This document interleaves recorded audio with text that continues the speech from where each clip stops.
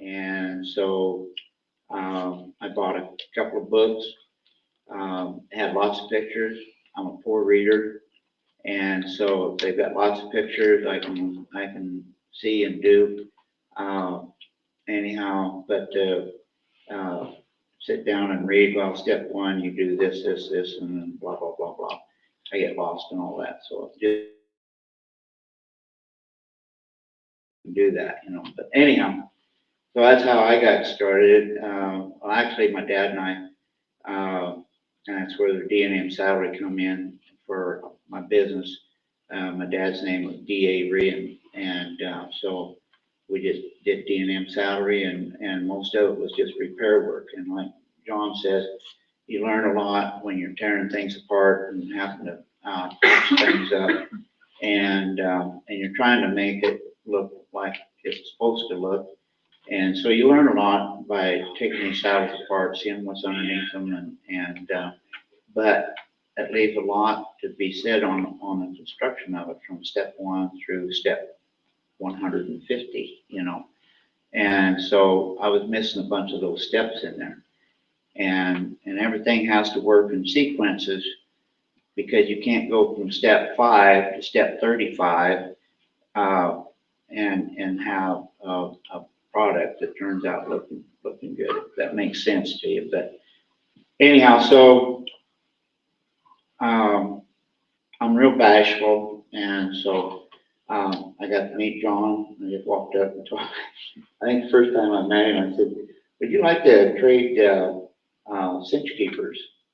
And so I fixed up a cinch keeper, which is this thing here on the side, and a latigo keeper, I mean, and he said, "Sure." So I tooled up what I thought was a pretty nice one, and then he gives me his, and then like blows mine out of the water.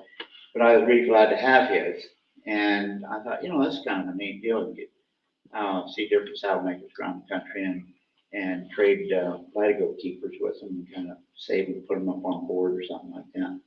So that's how I got to meet John when he was downtown Douglas, and then him and I got invited to judge State Fair leathercraft, and so they have 2 judges that judge all the 4-H leathercraft there.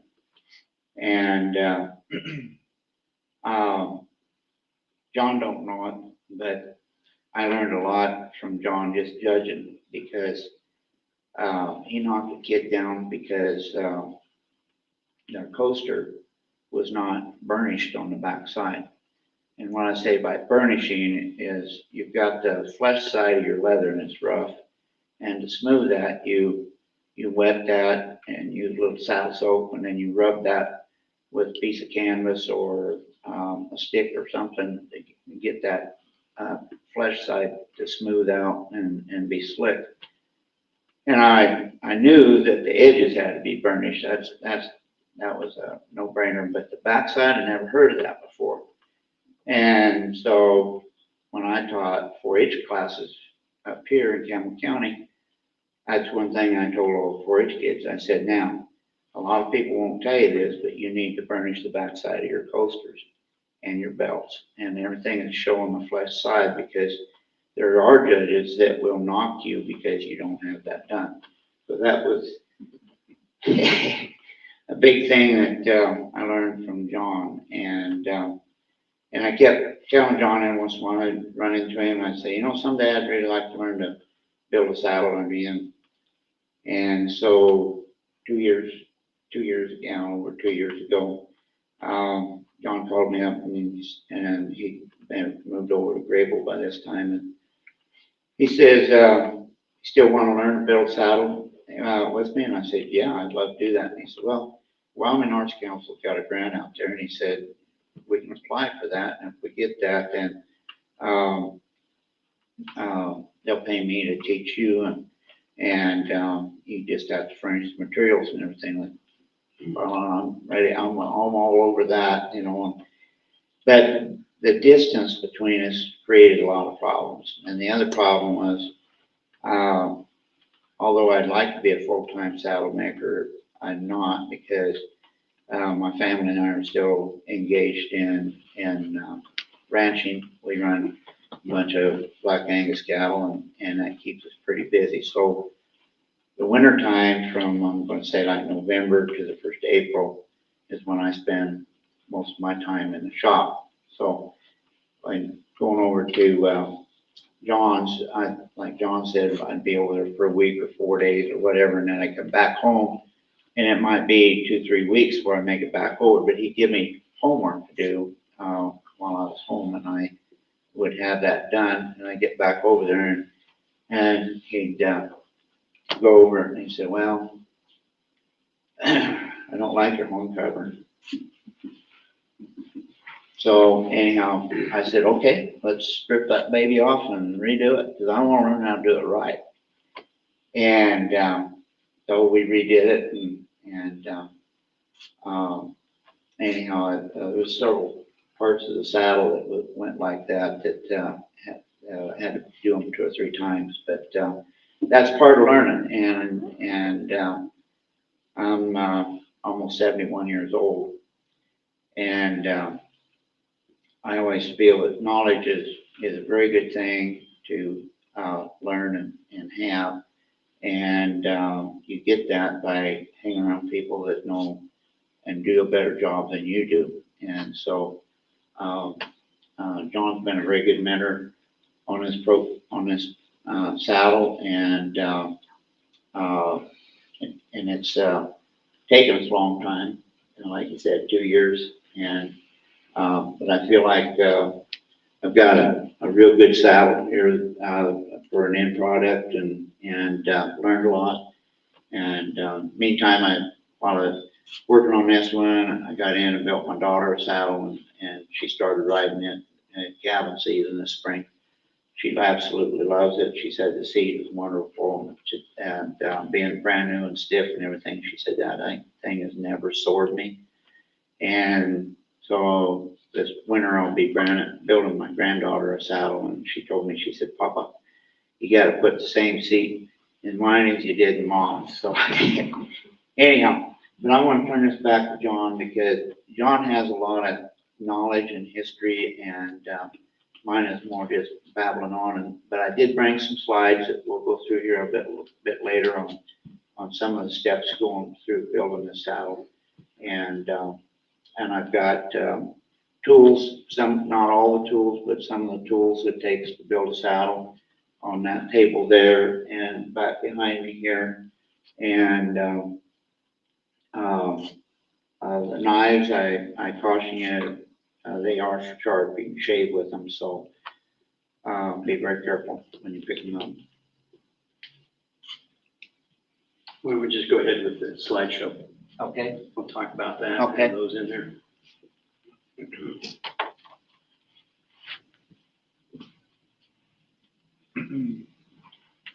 So this is the first slide here, and so we have the tree that's in this saddle, and those of you that don't know what a tree is, it's a framework of your saddle, and I've got one right back here. Yep. And so it's wood and rawhide covered, and there's 4 parts, actually 5 parts to a saddle. There's 2 bars. That's these parts here. There's your swells, and your horn, and your cantle board, and those are all cut and put together, and then they cover that all with rawhide and stitched around with rawhide lace, and so that's your framework. So John and I, we took all these paper patterns, and we put them on the saddle, and we backed off across the room. And that's another thing I learned is sometimes you gotta back away and get a further look at things and see whether it looks good to you, whether it's balancing out or not. And so it's kind of hard to see, but all those paper patterns are sitting on there, and kind of give you an idea of what the saddle kind of going to look like. And then after that, we start laying those patterns on the leather and start cutting all those patterns out on the leather. But it takes a lot of time, and John was showing me that, you gotta put that pattern on there, and there's certain parts of the hide that you can put a pattern on that, like if you're gonna do a swell cover, it's gotta be a part of the hide that will allow you to stretch and mold. And other parts has to be stiff and rigid, so, you have to find those areas. And then you gotta be careful, because some of the tanneries are, when they've skinned the animal, sometimes they'll make a knife cut into the hide. And so that makes a weak spot in your leather, and so you gotta stay away from those areas. But so I'll let John talk about these things. And one thing back to the leather, the difference between what I'm doing and what a lot of people do is I'll use 3 sides of leather, a cow and a half, where most people will just use 2. And I saw a video the other day of a guy cutting his parts out, and I thought, okay, whatever, but they were all in the wrong spot is where they were pretty much. He did not have them correct. He builds a production style, builds quite a few of them. But the shop that I came out of, you didn't do things like that. You either did it right and straight into your brain, and probably that's one of the biggest things. Matt was left-handed, so it's tough to get his brain to think like mine and work it through there. But also, too, I had to train his brain all over so he could actually build a saddle. I would play some Mozart music, and yeah, he thinks it's kind of funny, but one day he walks over there and he looks at that computer and that music is going, and he says, "What kind of music is this?" I says, "Well, that's some Mozart." He says, "Well, I went to bed last night and that stuff was playing in my head all night." But it does work. It finally got him into what he needs to do. But this is a step right here. These called a bar riser. They're different than what most everybody would put in. What that's going to do is help protect the inside of that tree right there from moisture and dirt and stuff. Plus it gives something for that stirrup leather to swing on. There are very few people that even use those or even know what they're for. Most of the time all that's open up and is buried. And this is the gullet. It's the cover through there. There again, there'll be a lot of people that will just take the top of that on that green side and skive it down and leave it real rough instead of taking it like it was, smoothing it and fitting it and making it work, fit in there. Yes, that side of it. But you have to pull, shape, and fit. All those tacks would be pulled out and that'd be trimmed, and now that would be glued in. Whether you used a water type of a paste or if you used something like barge or master cement. And I still use a lot of that water-based powder. It's really good stuff in certain places. And that's with the bar covers glued down now. You can see. Do you use the same weight of leather? No. Do you use like a 8-9 ounce or? No, we'll use the same leather. No, you just gotta you skive work it by, yeah. And I don't really like splitters. Some splitters are okay, but problems with splitters is that they can be so finite and so, I don't know what you want to call it, but as that leather gets going through there, sometimes it compresses it too much and you end up with a piece that is too light. So I always usually take everything down by hand with a knife. Use one of these. Head knives, I'll use that and take that down there. So you're working the leather. Yes, yeah. And of course you gotta have it wet to do that. Makes it easier when it's cutting, because you're going along through there. You're moving that way and pulling that leather up. Are you ever trying to stretch it? Yeah, these would be kind of stretched on, or that other piece would be stretched. I do a lot of pre-stretching though too. Use a little slicker. I don't see I one. didn't bring my slipper. Stretch and pull those fibers down and compress that leather a little bit to start with. You don't, put water on it to soften it to form that, do you? Yeah, you've got to have that water. Okay, Without the water and the glue, you can't build anything. okay, So they do what they call casing, right, and so that's where you wet the leather and you, not saturate it, but you wet it pretty good. Then you put it in,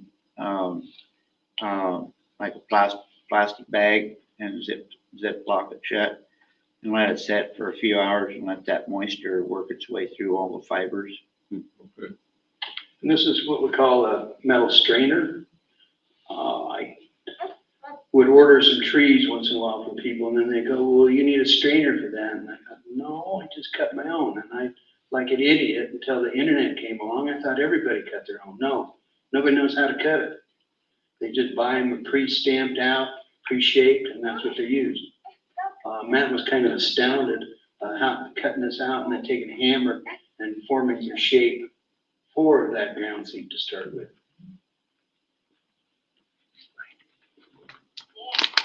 And then you can see the metal strainer sitting in there. It's nailed in. Right. There's the nails along the edge right there. And then we kind of jumped a little bit. Now we're into the rigging, which I put my rig down first. A lot of people will save that rig for later. What that does is allows that stirrup leather to slide right up over the top of that rigging, and you get a full movement out of it.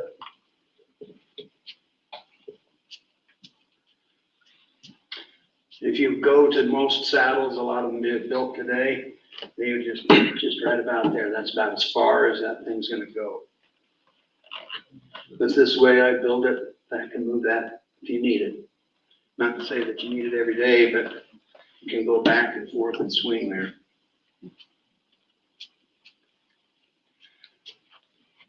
Part of the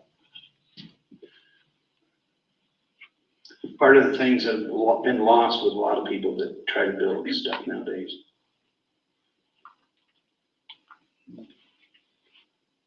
Starting on the ground seat. Yeah, and this is what we call our ground seat. We've got our rig put in, it's stitched in, it's double lined, the rigging's put in. That is probably, must be about the second piece maybe. Yeah. For the ground seat, and with those ground seats,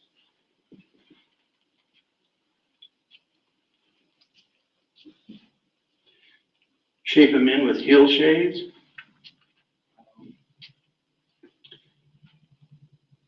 You can even take spoke shaves and work them over a little bit. This one may be a spoke shave, but heel shaves have a lot of different curves to them in that. And there again, it's probably about the last piece. He's got the hole cut there up front right behind the horn. But this is where, when putting the ground seat in, you have to spend a lot of time there. And I tell Matt or tell anybody, you're not done until you're really done.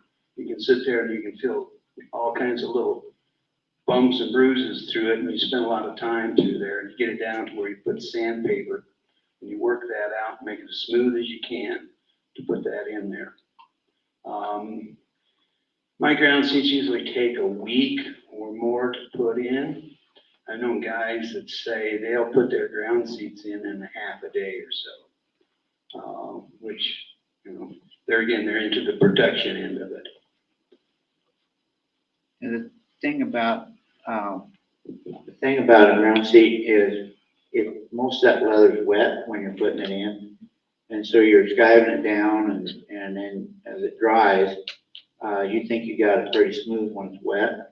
Well, then it dries, then you'll feel hills and valleys in that seat, and you've got to work all that out. And you notice right here, you can see part of the seat strainer there, but that you gotta get that down close to them bars as you can, otherwise you're making that wider and it spreads you apart. And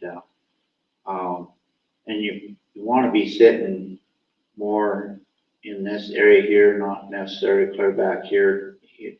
Your seat should just make you sit right about in there. And, but like John said, you can spend days, because you'll work on it today and you think, well, I've about got that, and then go back the next day and here you feel a whole bunch of bumps or valleys. Or you take a picture and you send it to John and he'll circle stuff and send it back to you and say, I need to work on this.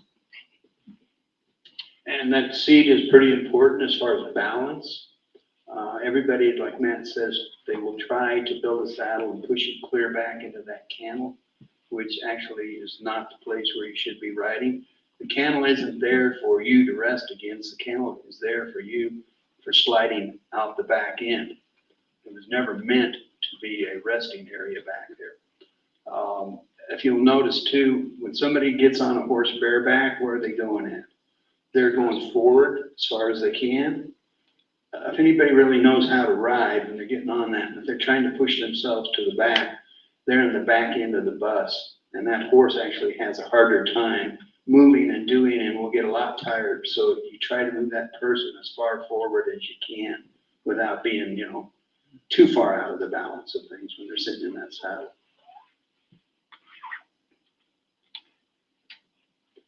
Just a different type of view. I think probably the handful were getting it ready to go ahead and put a thin piece of leather over the top of it. There is into his horn. And that's called the horn wrap. It's one of those things that I'm very particular on how that wrap ends up being around that horn.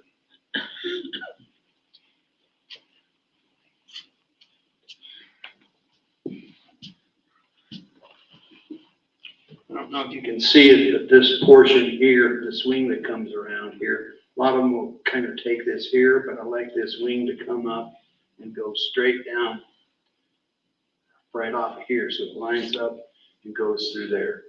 And I always pull those things down. You can call them a Dutchman or a Chinaman or whatever, but you got to go like this and wrap that thing and get that horn pulled down.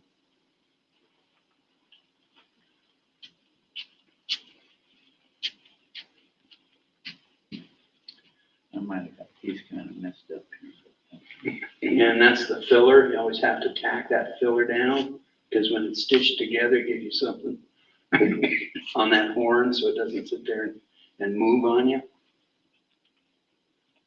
And he's getting ready to do the top, the wrap itself there. You can see that line there on the wing. Right. Yeah, right there. That's the other one that will come around. It'll make a line right in there for that thing to work right into it. So when you glue it, it fits right in there and it's all nice and smooth. And this is what we call blocking. You block those skirts in. What it does is hold those in place, keep them to where they're off a horse's back. If you'll notice that spot where it stops, and then there's a gap in there, that's for that stirrup leather. As it comes around under there, it leaves a little void in there, so it's got room. And I've seen too many people go ahead and just block that skirt all the way through. And they'll stop that stirrup leather right from even having any movement at all. And this is a toughie on the swell cover. It's a big stout piece, and it's on this saddle here. I think Matt was probably ready to give up on it several times, but we just hung with it. We got a bigger hammer. We took more time with it, and we finally got it put in. Because you end up with a great big pucker sticking out like this, and you've got to do something with that leather. You could give it up and gone and find another piece, but no, we hung in there and probably spent a half a day or more. Got it pretty good, and then the next day up and finished it off. But no, it's a lot to move. You have to have patience with it and strength. You find different ways of pulling it and stretching it. and putting it the place that it needs to be. That's the, That must be the filler for the back. yeah. And I like a filler on the back side. There's some that will put those on the front. And that ends up here, strengthening here on these bindings, Cheyenne rolls, common candles.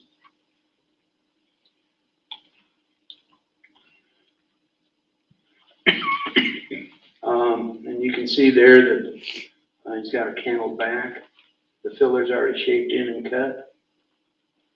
And we've got all these puckers here. And,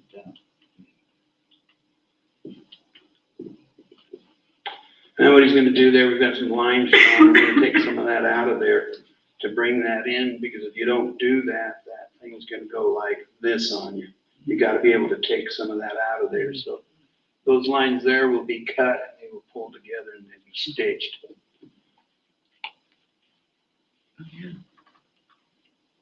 And there's the stitch there, which helps strengthen the overall candle binding.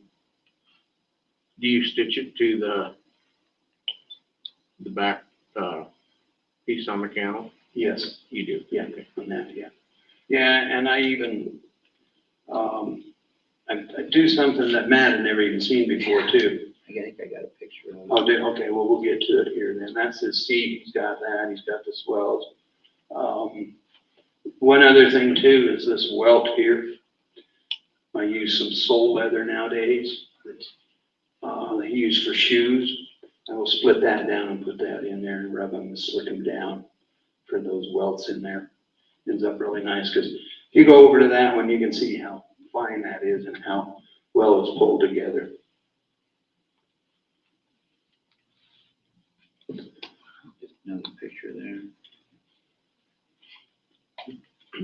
Oh, this is the welt. Yeah, that's the welt there.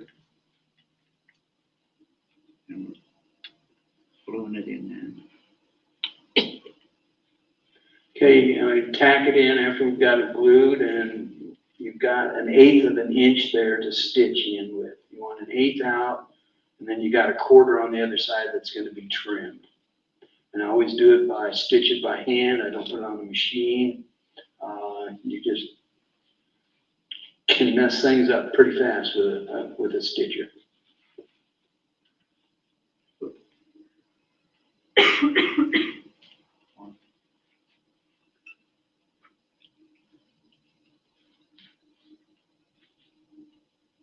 Okay, and this is, we're trimming that welt. I don't know if Matt had ever seen this technique as far as trimming those. That knife has got to be, as it's coming on that one side, you've got to angle it. So then the other side is angled too, so you've got yourself a point where that starts to, where your 2 points will come together where you cut it. Then you can take your knife and come down and make a flat cut and work that welt so it's going to lay up against your saddle nice and neat on the inside. Because this is the inside, so when that, after it gets stitched, you put together, you got to turn it.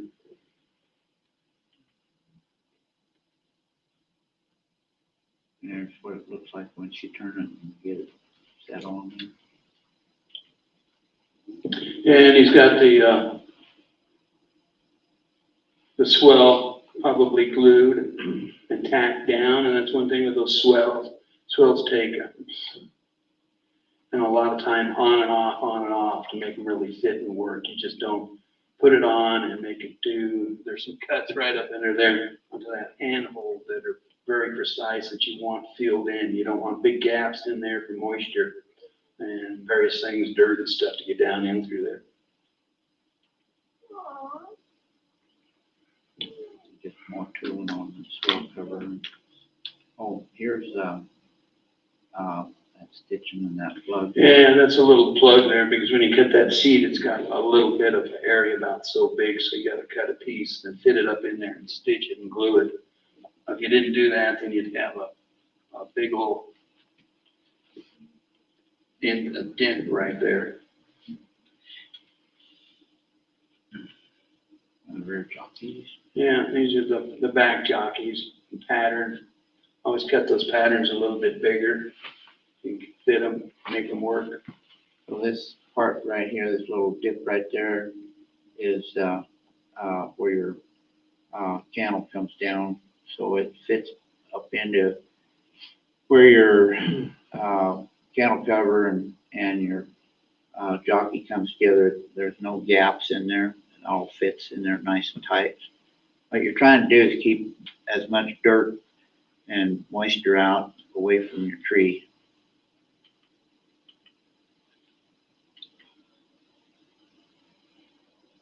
Or cutting them like a 1/4 inch on each side. Yeah, and here's another little thing that Matt had never done. He always tried fitting, taking too much off of the front of that back jockey and hoping they would pull in. And he had never seen the simple thing of just taking a 1/4 inch on each side and point there, Mhm. right there, and cutting inward towards that, taking that off. So you got a 1/4 inch going down to nothing, both sides, and that brings it together. Then when you put it in and stretch it around there, it'll come up and fit tight. Now, when you build a saddle, see how that leather work is also done. Do you also do leather work, or is that a separate skill? I know Matt does that. The decoration of the leather. Yeah, it's a separate skill, but yes, I do that. Okay. Actually, John does a way better job of floor carving than I do. Of what? He's a pro at it. Oh, I didn't know what you called it. Okay. Yeah, it's a carving. Oh, yeah. Some people call it stamping, but it's actually a carving. Yeah. Okay. It started years and years ago, through California, come up through Mexico, from Spain, from North Africa. But they'd take a knife and cut it, and then a lot of the background stuff, they would actually take a knife and cut it down. But then somebody developed some other tools along the line, so mashing it down and gave the background off of it. I guess you would call that maybe the negative area.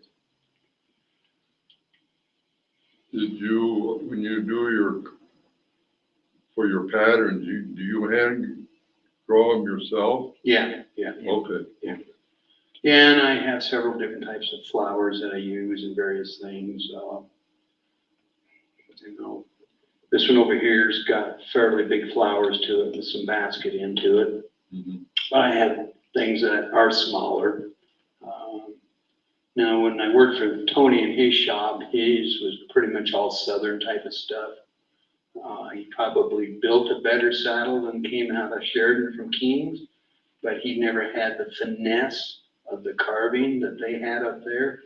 These things were bigger, and they had a 1950-ish look all through up till his death.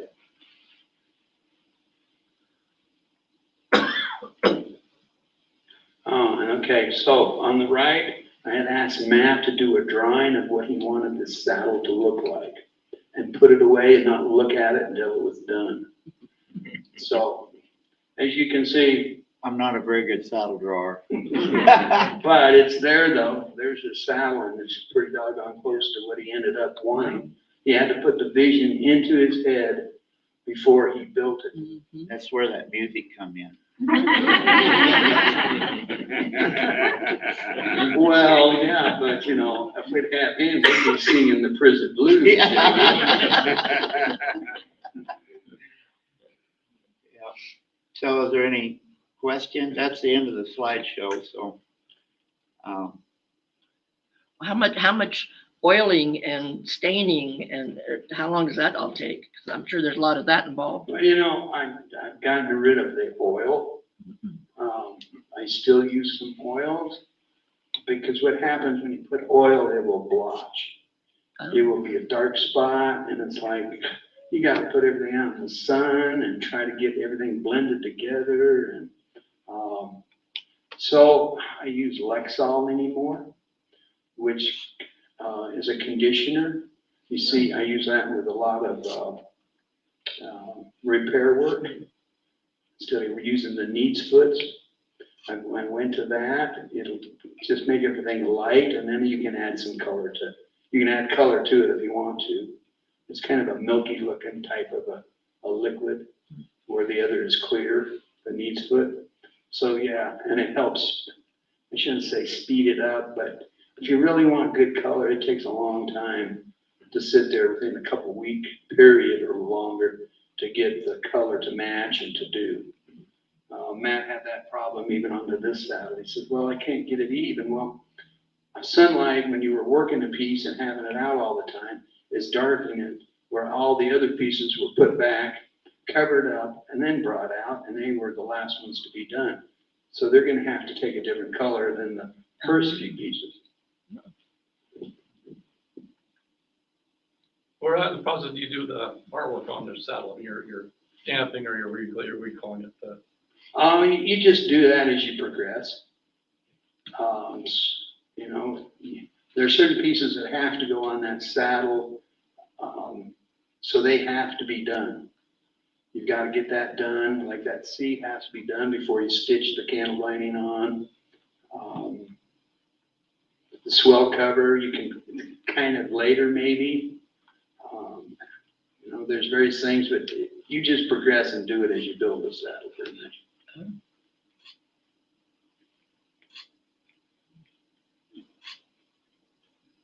And I've never sat down and cataloged the hours that it takes to go into a saddle.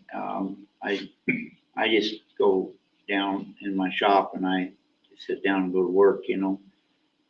But I did keep track of the seat. Just the seat alone, there's 36 hours of carving there. Just the carving of it. Just the carving of it. Yeah, and basically, I would have to say most saddles, due to inflation now too, are very underpriced. They're probably a very, very good value. You know, I basically would think, you know, if a person were getting that 30 or 40,000 off of this saddle, would be a minimum of where they should be if you're really building it. I was told years ago that this guy thought that really nice saddles ought to have been up to $250,000, $300,000 in order to have it. Because basically it is no different than a flat piece of work that sits on the wall that they call a painting, that the guy can spend a few hours to it, create it, do it, you know, and $100,000. And he has not as much time or skill, I shouldn't say skill, but different skills into the setup. You know, and I think if there are a lot of younger people now that are wanting to do this, but there's a lot of what not to do out there. And what really is going to be done is what's going to happen is in the next 50 years, if it is not taught in the correct way, it'll be lost, it'll be gone. And it'll go downhill from there. It'll all be production made. Well, they're still producing, they're producing that now, but even that will even be reduced. You learn bad habits, you work bad habits get worse. What's that? You bad habits only get worse. Yes, yeah, it is, yeah.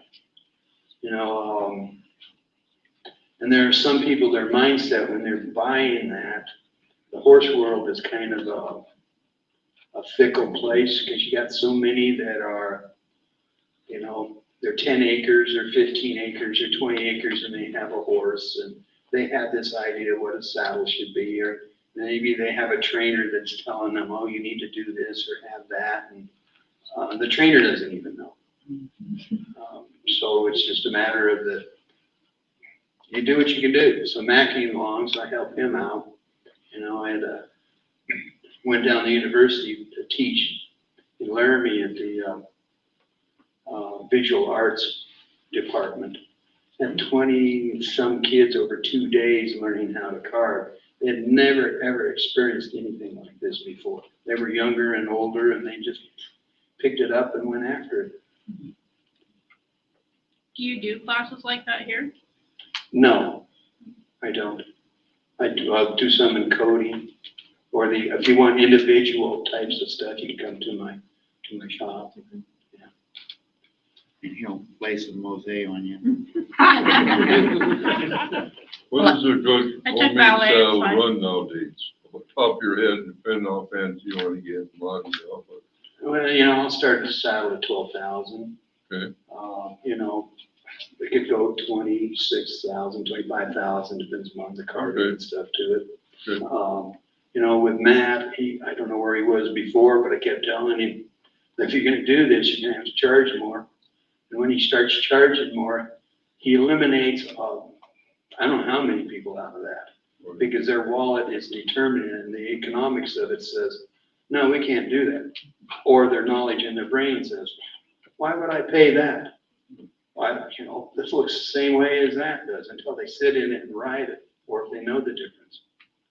That's where you gotta keep working on it. So Matt hopefully will, you know, be charging more. You know, I've had to teach him a lot about on that stuff. I sat down and figured one time in the shop, he had a pair of shafts that he had built. He showed them to me. So we had that discussion on price, which is very, very important because, you know, why shouldn't you be able to have the same thing as somebody else? Sure, you got to put a lot of time and work into it, no doubt about it. So he told me how many hours and I figured out, okay, Matt, you're probably making $15 an hour or less. So why do that? Why spend your time at 15 an hour? Heck, you know, might as well go flip burgers at McDonald's if you're going to do that type of stuff. So he was so afraid to charge what he thought he was worth. So he finally made the decision of charging more. And he goes, I didn't even bother him. They paid it anyway. You know, and you know, what do you do? Triple it? Yeah. Yeah.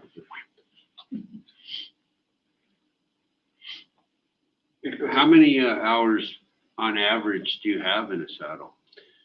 You know, each saddle's different. Yeah, but Some go smooth, some others don't. Are you talking weeks or months? Yeah, you're talking months. Okay. Yeah, there's dry time in it. There's guys that'll put a saddle together in a week. When it's wet, all wet, because it's not totally dried. Glue can't be totally dried. But yeah, you know, if you're considering, I'm taking at least a week just on ground seat, putting that in. Wow. explain the difference on the bars. Like I know there's quarter horse bars for quarter horse, like I ride a mule. You know, I read about mule bars. And a mule bar is just a flat bar, just flatter, because most mules are flat backed. Quarter horse, if you go back in the old catalogs, Standard or any of those tree makers, everything was set on 90 degrees.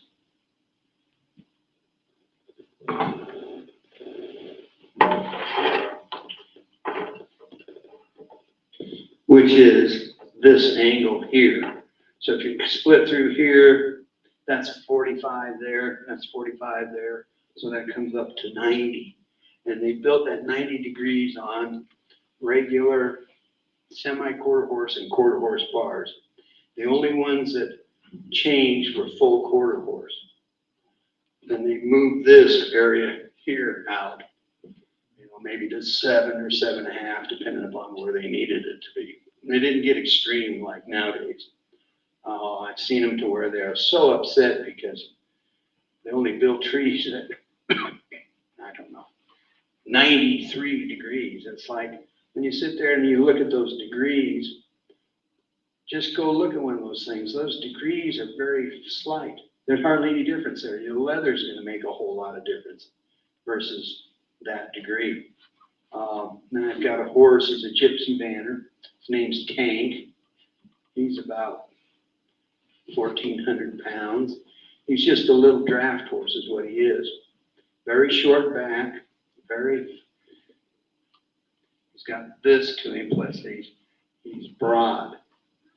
His back regular is 130 degrees. These trees don't fit, don't even come close. So I finally convinced a tree maker to build one, and it ended up at 120 degrees. And the only problem with doing that, fitting a specific horse is, that horse could die tomorrow. Yeah. It's a fact, doesn't matter. That saddle's no good, till you find a horse that it might come along to. You know, but some of those gypsy banners now are, you know, they're 100,000 or 120,000 or whatever what they are. That was gonna be my question, is that it's like you're gonna make a saddle for your granddaughter, and of course, you'll kind of make it smallish for her, right? But you also make something, account for the size of the horse. That is, you know, Yeah, most. it's gotta fit the horse. Yeah, I'm gonna grab this other mic.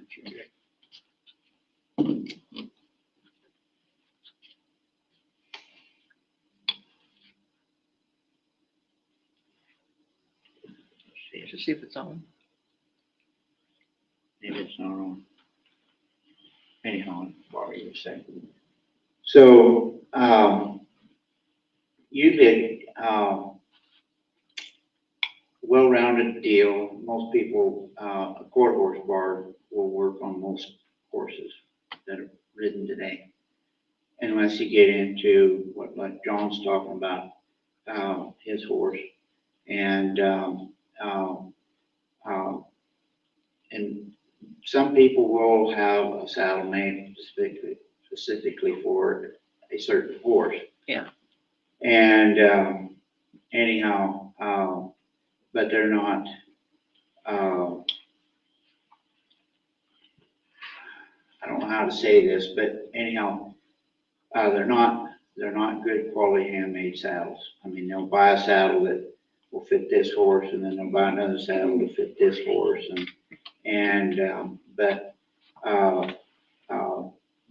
if that horse is withered, is really broad, then you gotta have a tree maker that's gonna specifically make a tree to fit that horse. And, but as an average, usually quarter horse, or you can go full quarter horse, and it's just a little wider in the gullet. And, so instead of 6 3/4, it'd be a 7 or 7 1/4 saddle. And then you've got gullet height. If you got a horse that's got a high, sharp wither, you want like an 8-inch gullet in there, so that gullet's not rubbing on the top of his withers.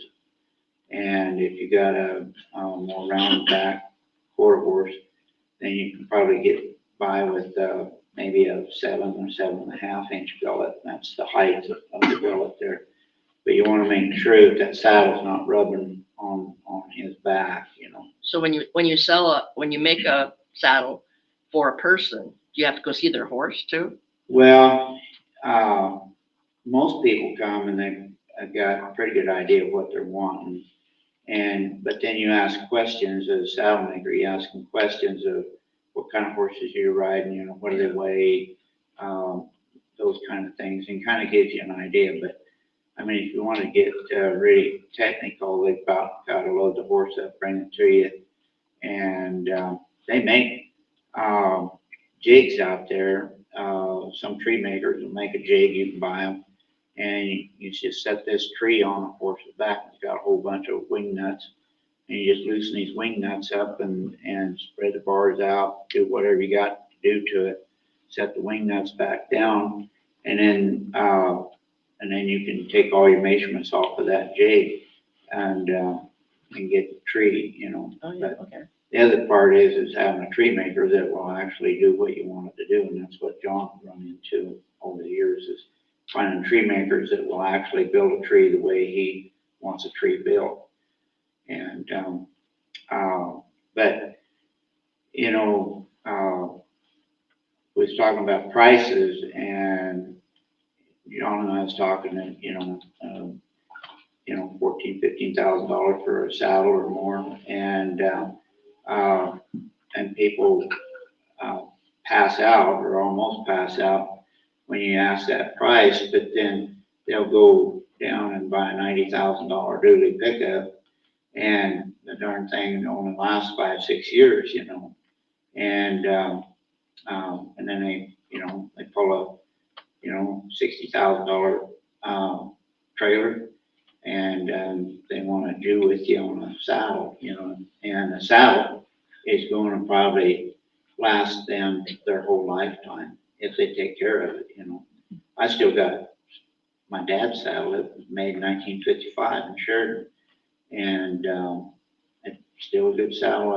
It's part of my little museum that I have in my shop down there. But, anyhow, you know, you take care of that stuff and it'll last. And, Let me ask on, you know, nowadays you're seeing a lot of, draft crosses, become popular. Would you still use that same tree? Or would you, you know, because, you know, a lot of them are a lot heavier than a standard Yeah, quarter that's horse. They're wider on top and whatever. Well, that's what that gypsy banner is.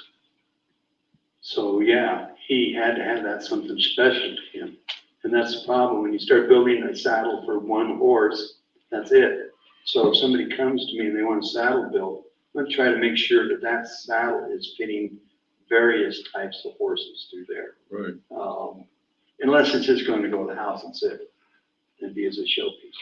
So a lot of these packers, you know, you're getting more and more into the draft crosses. Right. So Yeah. these quarter horse saddles are. Some quarter horse, yeah, full quarter horse will fit them. Okay. I think one thing too, how many people know how to put a saddle on and say, yes, this fits, or no, it don't. I couldn't tell you, I know that. Well, that comes back to the education within the horse industry of how there are so many different opinions on it. Right. And that's all there are, opinions.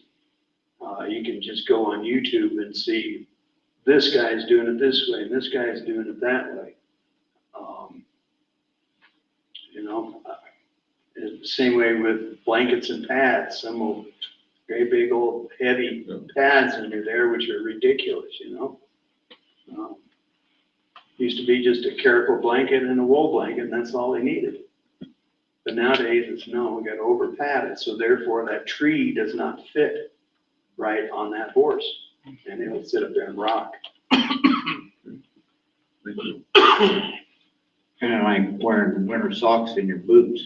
They get tight. Any other questions? So a horse will know if it's got the wrong saddle on it? Very much. Let you know? Yeah. Yeah, even if the tree's broke, they'll buck, you'll pinch them. Yeah, if you put one on, I had a tree built by a guy. And I had a horse that just would buck. Got bucked off several times, and I finally put a different, because all I had was a blanket, but I put a little 1/2-inch pad underneath it, stop it from there. But I got rid of the horse, so. But I did notice it a little bit on some of the others that they would do it. Do you ever study the older saddles, like say our collection? Is there value in that? Can you learn from examining those? Yeah, there again depends upon some of the makers in that. There's some very good makers out there as far as that. You know, when I worked in that home shop in Cheyenne, we restored a lot of the meanie saddles from Cheyenne. Had collectors that bring those in, and you could see how those guys built that type of stuff. You take the production line saddles, like you can go buy at the feed store and stuff like that, and 99.9% of them will all have cushion seats in them. And there's a reason why they do cushion seats. And one thing is they'll throw scrap leather into that ground seat, and it's not planed down with the you know, to get it nice smooth ground seat. And I gotta get rid of this. Ringing in my ear. But anyhow, also these outfits, they got big clickers, and they're and when I say clickers, they're a press, and they got a die the shape of the seat jockeys. And so they'll lay a piece of leather on that clicker and put that die on there and press that through, and then they'll turn their leather over and put that die on top of the leather again and click that out. So they've got the right and the left side all made there. So then they just join it at the front. They'll skive that down and join the two pieces together, sew that, and then they throw that cushion seat in there. So it's covering up a lot of humps and bumps, and then they use air nailers, ring shank air nailers, and I tell you, I hate ring shank nails when you go to repair them, because when you go pulling that out, then nails out, you're pulling chunks of wood out with the nail, and so then you've got to go back in and use wood pegs and plug them in holes, and it's a lot of work and to repair one of those factory-made saddles. But that's why they do that, is because they can use big clickers, and they only use maybe 2-3 different styles of trees, and they know, and they've got the dies to fit all the trees that they're doing. So that's why they can production line them things through, and they don't spend any time in building them, really.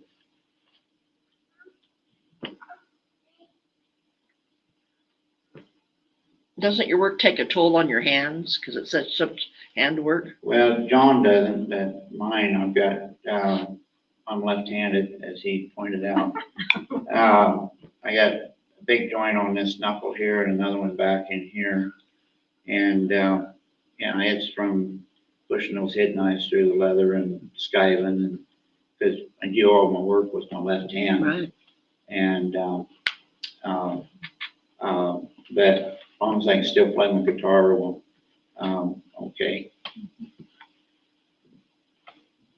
Anybody else got any questions? Well, I sure, thank you. We brought samples. John brought his album and a saddle, and I got some. This isn't all the tools that it takes to build a saddle, but there's some of them, and there's some there and some over here behind John. I've got all the paper patterns that I drew on for the design work on this saddle back here, so it'll kind of give you an idea how much time I spent drawing. And DJ, she sits with me on the senior board, and she watches me doodle during the meetings.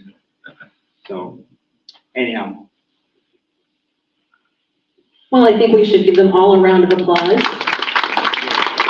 I know one thing, I don't know about you guys, but I have a much greater appreciation for the amount of work that goes into it. And I think that when, you guys did a great job, by the way. That was phenomenal.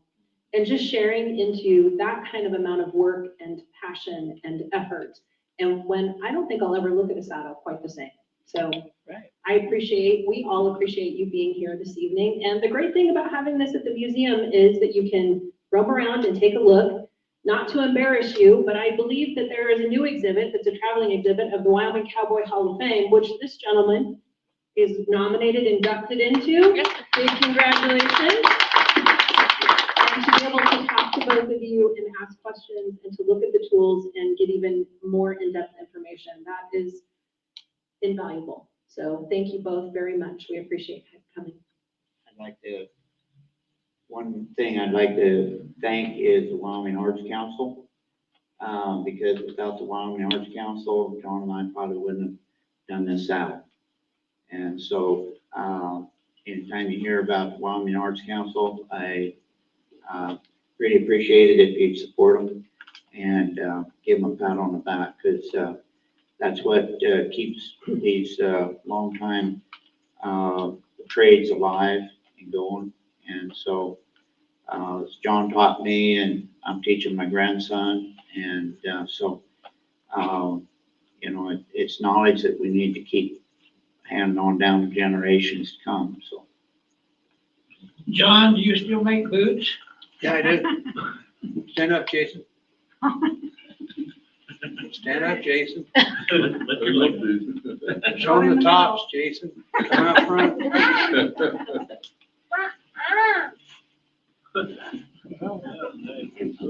Those are cool. They were new about a month ago. But my boot is more orthopedic than a regular cowboy boot. I fit that and oversize it and put a nice heavy cushion inner sole into it. And then like on this one, it's got a little bit of cushioning into the heel of it, helping stand and walk. You know, when you're working in the real estate business. It's tough on you. Gotta have high tops. That's right. There's a lot of money. I thought that's if you're in politics, you had to have high tops. That's why he gets shorter tops. Yeah. So how long does it take you to build a pair of boots? Jason, how many years was that pair? I think the better question is how long you're gonna have to wait till you get them. How long it takes him to build them and how long it takes you to get them are two different questions. That's fair. I waited about a year and a half. My son had a guy build him a pair. And when he got them, one of them was a half inch wider than the other one. One fit, the other one didn't, you know, and he won them in a drawing, you know, and the guy donated it, you know. He never even called him, sent him back. He just threw them in the closet. And I think last time I seen him, they was on a fence post. He never wore them. Well, I'll share a story. John built my first pair of boots back starting in '09, and I was struggling with my balance and among other things, back pain, balance, whatever. John said, I'll fix that. And through that process, he goes, my first pair, he goes, you're eventually gonna outgrow this pair. I'm almost 30 years old when he tells me this, right? I'm like, my foot ain't gonna grow no more. He was right. My foot grew, and what had happened is exactly what he said. My foot widened. I'd wore the wrong shoe and boot my entire life, and I was walking on narrow feet. My bones were jammed up, which affected my balance, which affected my back, which affected my whole body structurally. And he, over the course of, well, since 2009, basically, has corrected that for me to a degree that most doctors would laugh at you. Wouldn't say it was possible.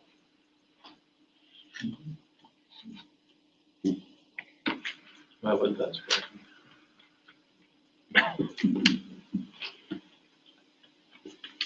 Well, I sure thank all of you. Thank you. Thank you. Yeah. Thank you.